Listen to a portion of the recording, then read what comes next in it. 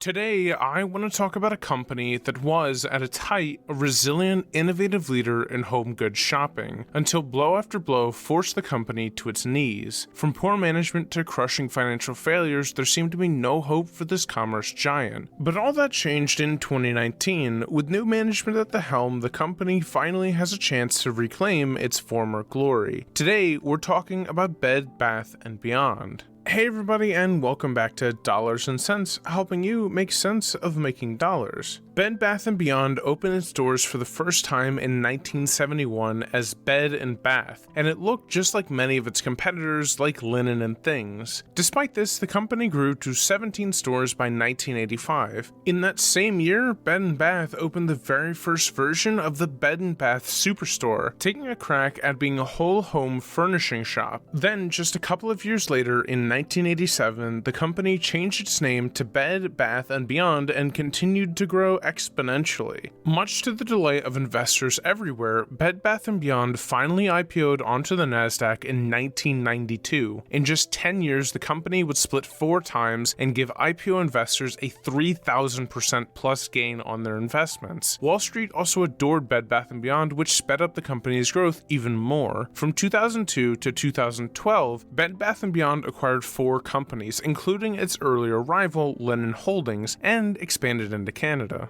By 2014, Bed Bath & Beyond stood on top of the world and everybody knew it, but that was the last year the company enjoyed much success. Complete ignorance of e-commerce, misallocation of capital to executive salaries, dubious acquisitions, and general mismanagement at the store levels started to choke Bed Bath & Beyond. In 6 years, it shrunk dramatically, and its stock price showed this sharp fall. The company's stock was $80.50 a share at its height in 2014, but by 2020, the company had fallen to its lowest stock price ever, just a weak $3.50 per share. In an effort to save the dying giant, a trio of activist investment firms ousted the former CEO in favor of Mark Tritton in 2019. But has the company managed to somewhat revive financially since then? Let's take a look. And we're off to a grim start with revenue growth. In 2015, Bed Bath & Beyond brought in $12.1 billion in revenue. However, in 2020, its revenue was $9.2 billion. Last year's lockdowns absolutely crushed the primarily brick-and-mortar retail business. I think revenue will eventually rebound somewhat, but it still remains down around 30% for the last 5 years. Second is shares outstanding. In 2015, the company had 163.3 million shares outstanding, but that number has dramatically fallen to 121.5 million at the end of 2020, and Bed Bath & Beyond has actually used a significant amount of its cash flow to continue buying back shares over the last decade. Next up is free cash flow growth. At the end of 2015, the company reported $694.1 million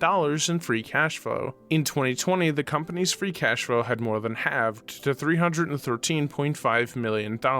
While it is good to see positive free cash flow, it's still concerning that free cash flow fell more than Bed Bath & Beyond's revenue, but we'll get into that later. Onto current assets versus current liabilities. Bed Bath & Beyond reported total current assets of $3.1 billion against $2.2 billion in current liabilities. This all comes with $1 billion in cash on the balance sheet. Despite some other worrying factors, it is good to see some more assets than liabilities and a healthy amount of cash. Now, let's take a look at the free cash flow valuation. If we take the average of the last 5 years of free cash flow at $429 million and multiply it by 20, we get an expected market cap of $8.58 billion.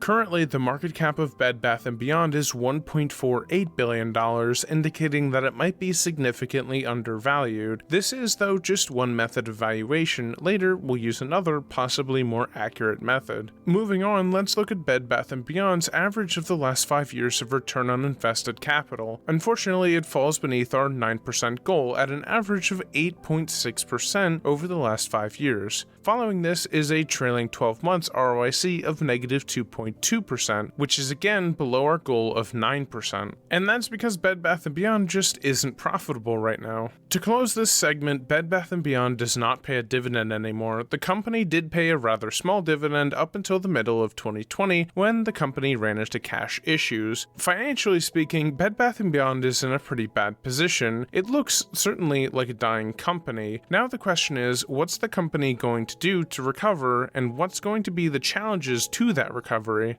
In early 2019, a coalition of 3 activist investing firms decided to take action to assist the ailing company by ousting then CEO Steven Tamares. They replaced him with Mark Tritton of Target fame, and in just a few short months, Tritton had replaced the entire board of directors and made it a little bit smaller. He also announced a more comprehensive multi-year plan to turn around the struggling brand as a whole. One of the many highlights to his plan involved remodeling hundreds of stores in order to fix the core complaints customers had voiced over the past few years. Overall, Bed Bath & Beyond plans to spend $250 million in the next 3 years to remodel about 1/3 of all of its current stores. On the flip side, the company is also closing some 200 stores over the next few years. Tritton has stated that he wants to refocus on existing stores and the online shopping segment. With these remodels comes the recently unveiled new private label brands that will allow the company to become more competitive in pricing. These include Our Table, Wild Sage, and Squared Away.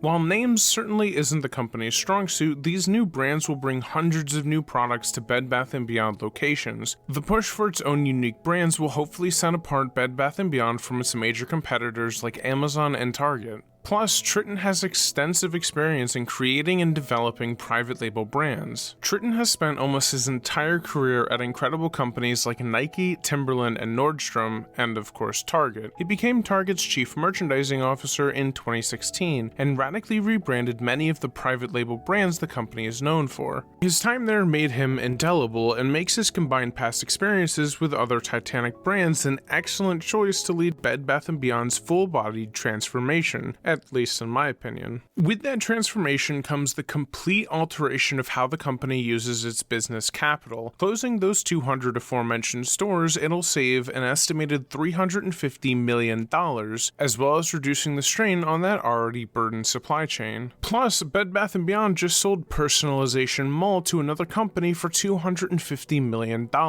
These changes have been made in an effort to reduce financial drags on the company. This in turn has made Bed Bath & Beyond flush with cash, which has been used to primarily buy back shares like we mentioned earlier. On top of that, some of the cash is being used to pay back some debt. Although the turnaround plan is still in its very beginning stages with a long way to go, we saw that Bed Bath & Beyond experienced its first same-store sales growth for the first time in 4 years back in Q1 of 2020. That was ultimately hampered by the surprise shutdown of all of its stores in the next quarter. What a way to start a recovery. With this general view of the turnaround plan in mind, let's look at some of the obstacles standing in Bed Bath & Beyond's way. The first and very obvious is the company's turnaround plan simply not working. The company plans to spend in the ballpark of $1.5 billion to completely rebuild the brand. If it cannot effectively attract customers back to its stores and build a robust online shopping platform, Bed Bath & Beyond has a very real chance of going under. The need to bring in customers is colossal. Over the years, other companies have come along with better product offerings and taken much of Bed Bath & Beyond's main customer base. To combat this, CEO Mark Tritton has placed a very heavy emphasis on the company's membership program, Beyond Plus. Seemingly, this has worked so far, but the program runs at a huge loss. It's costing the company millions of dollars to tempt customers back to the company and away from competitors like Amazon and Target. This has led to what's called margin compression, where a company's gross margins decrease and give it less overall capital to use.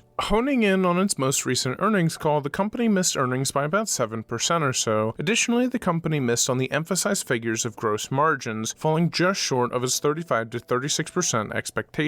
The company blames this on lower foot traffic in stores and on inflation, leading to more margin compression. Despite Mark Tritton's attempts at dispelling concerns, it's an unfortunate fact that Bed Bath & Beyond still faces a formidable uphill battle. Being a primarily brick-and-mortar store company has severe disadvantages in this new online-focused world. Secondly, with a newly revamped website, Bed Bath & Beyond is shifting more focus to the online aspect of its business, but there's still concern over falling online revenues. Again, in Q2 of 2021, the company reported a 9% drop in online revenues. This is especially bad given the company's recent plans to shift much of its operations online. The recent lack of promise from earnings and other aforementioned problems compound to create a less than ideal environment for the struggling retailer. Can Mark Tritton turn Bed Bath & Beyond around, or will it too fall and wither away like so many of its past contemporaries? So the question is, will I be buying Bed Bath & Beyond?